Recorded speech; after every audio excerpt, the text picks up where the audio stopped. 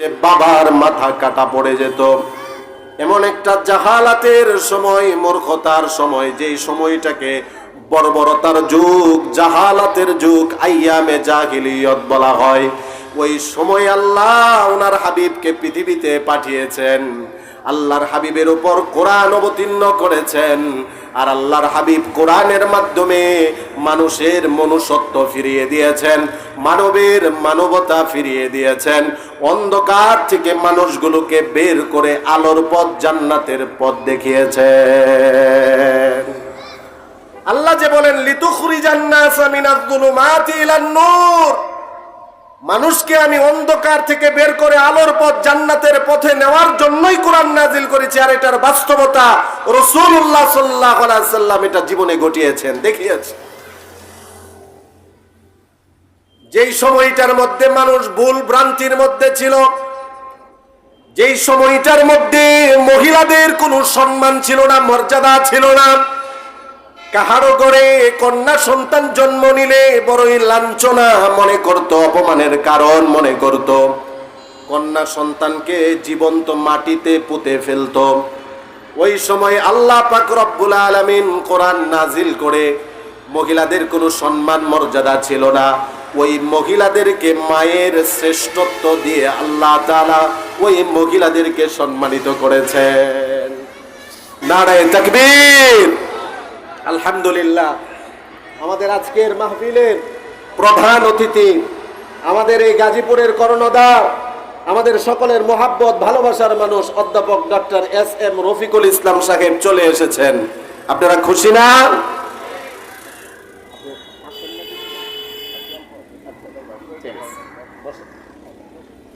মুহতারাম হাজিরিন, যেই কথা বলতেছিলাম, কোরআন মানুষের জীবন পরিবর্তনের জন্য, কোরআন ছাড়া মানুষের জীবন পরিবর্তন হবে না। আজকে এই যে আমাদের দেশে যত ধরনের অন্যায় অপরাধ আছে, মাদকের দিকে তাকিয়ে দেখেন, যত দিন যাচ্ছে তত মাদকাসক্ত যুবকেরা হচ্ছে। কথা বলেন ঠিক কিনা? আমরা যেখানেই যাই সেখানেই যাওয়ার পরে বলে, হুজুর যুবকদের ব্যাপারে আলোচনা করেন। যত দিন যাচ্ছে যুব সমাজ তত মাদকাসক্ত হচ্ছে, যত দিন যাচ্ছে তত জুলুম বাড়তেছে, অন্যায় বাড়তেছে, যত দিন যাচ্ছে তত চাঁদাবাজি, টেন্ডারবাজি বাড়তেছে, যত দিন যাচ্ছে তত জনগণের সম্পদ চুরি করার প্রতিযোগিতা বাড়তেছে। বলেন ঠিক কিনা? বিগত 16-17 বছরে কি পরিমাণ চুরি হয়েছে এটা তো আপনারা জানেনই। আমার বলা উদ্দেশ্য, যেটা আমি বলতে চাই, অল্প সময়ে কোরআন ছাড়া এ পরিবর্তন সম্ভব না। চুরি বন্ধ হয়ে যাবে আল্লাহর কোরআনের দ্বারা। বলেন ঠিক কিনা? জেনা, ব্যভিচার, মদ্যপান, যত ধরনের অন্যায় অপরাধ আছে, এগুলো মদ্যপান বলেন, জেনা বলেন, অপরাধ বলেন, জুলুম বলেন, কোরআন ছাড়া বিকল্প কোনো কিছুই নেই। কোরআন লাগবে। এই যে আপনারা দেখেন, এখন আমরা কতটা বর্বরতার সময়ের মধ্যে আছি। এই যে এই গত বুধবারের আগের বুধবারের এই ঘটনা, 30 সালে যে ঘটনা ঘটেছে আপনারা দেখেছেন, অনলাইন সোশ্যাল মিডিয়াতে এটা প্রচার হয়েছে, ভাইরাল হয়েছে। আমি গত বুধবারে যখন ঈশ্বরগঞ্জে মাহফিলে যাই, তখন আমাকে একজন বলতেছে, হুজুর 30 সাল দিয়ে যাচ্ছিলাম যে এই এলাকাতে এই ঘটনাটা ঘটেছে। রাজু নামে এক ছেলে অনলাইন জুয়ায় আসক্ত ছিল। অনলাইন জুয়া। কিছুদিন পরপরই বাবার কাছে, মার কাছে এসে টাকা দাবি করে, মা বাবাকে টাকা দেওয়ার জন্য বাধ্য করে, মা বাবাও নিরুপায় হয়ে টাকা একের পর এক দিতেছে। জায়গা জমিন বিক্রি করে বাবা 3 থেকে 4 লক্ষ টাকা তার হাতে দিয়েছে, ব্যবসা করবে, সে অনলাইন জুয়ায় সব উড়াইয়া দিচ্ছে। বাবা অসহায়, বাবা নিরুপায় হয়ে গিয়েছে, টাকা দিতে পারে না, মা টাকা দিতে পারে না।